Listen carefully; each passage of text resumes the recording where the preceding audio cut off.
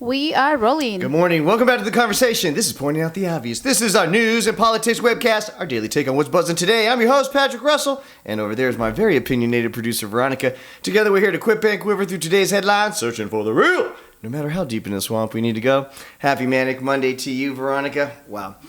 So today, something important is starting, even though eventually and over time, it'll probably not mean much. And I'm talking about the COP26. This is the climate summit where all the big countries and industrial GDPs of the world are gathering together. This will be their 26th conference together, which is ideally supposed to come to some type of agreement amongst all the big industries and all the big economies of the world to limit CO2 emission, right? Mm-hmm. Those green gases that are being released into our atmosphere that's making everything hotter and then consequently is collapsing our habitat ecosystem one layer at a time, right? Okay. The reality, though, is that some of the biggest villains of this play, to include China and Russia, who are who are next to the United States, the biggest economy is in measure of GDP, as well as in measure of population. You're talking about huge contributors to the CO2 emissions problem.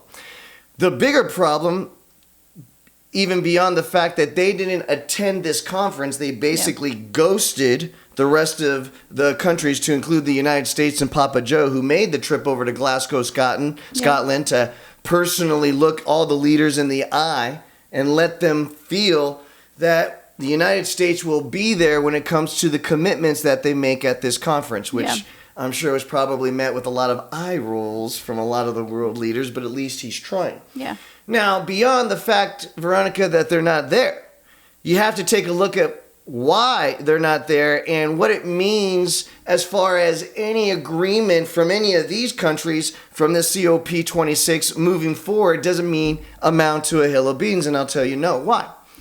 They're growing.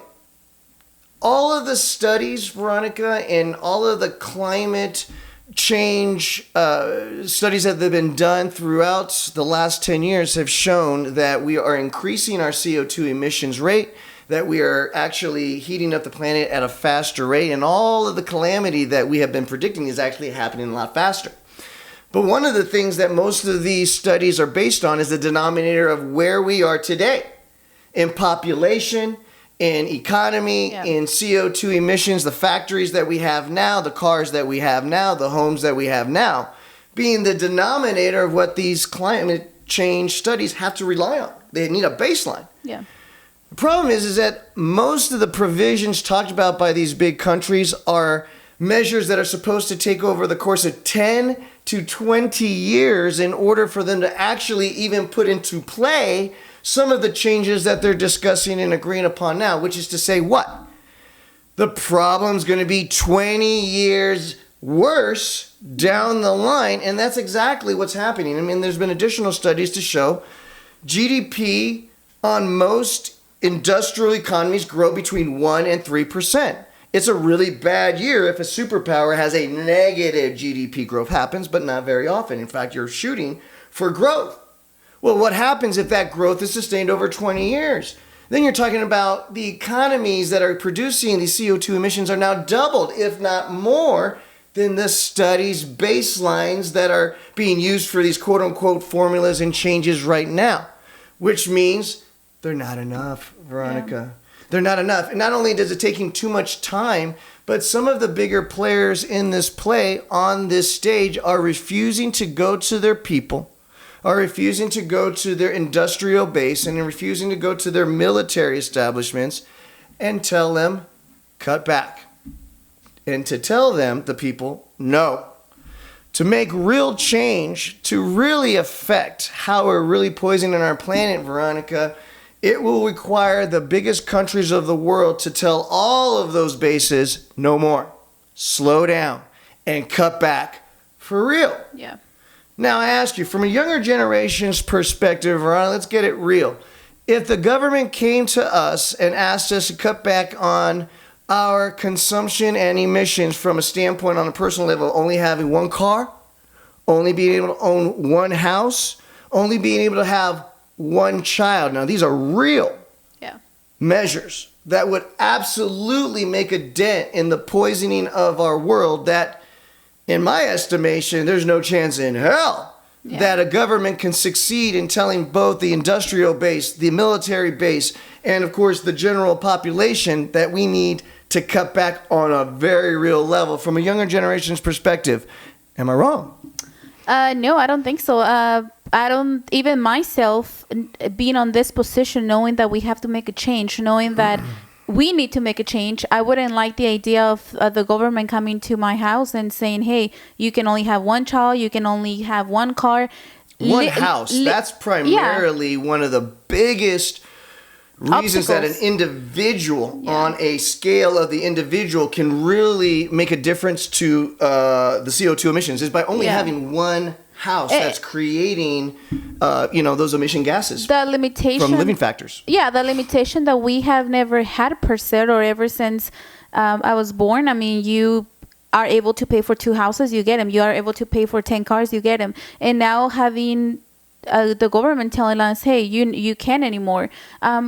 Correct me if I'm wrong, in China, they have the policy, or they used to have the one-child policy. They've since changed rescinded it to 2, right? Yeah, now I believe it is 2. Yeah. But it is still regulated, right? Yeah. There's still a regulation. I think there's a permit and or licensing involved even for any of the children between the families in China. And I think that's a reasonable approach to handling what obviously is one of the big denominators in climate change is more people. Yeah. More people means more toys, more batteries, more Nintendos, more TVs, then more cars as teenagers. And then eventually the jobs, and then, of course, the houses. Once again, it all comes down to some very basic factors of life that even from a younger generation's perspective, I don't believe they're willing to limit themselves. And so what's then the other option? A new power source. Space. I mean, we talk about space all the time, too. Well, the reality is that we have forces in our political matrix that are preventing government money to go towards the answers to the futures for what we really need, which is a clean power source. We got to get away from burning the dirty rock coal. Yeah. We got to get away from burning the dirty sludge, the oil.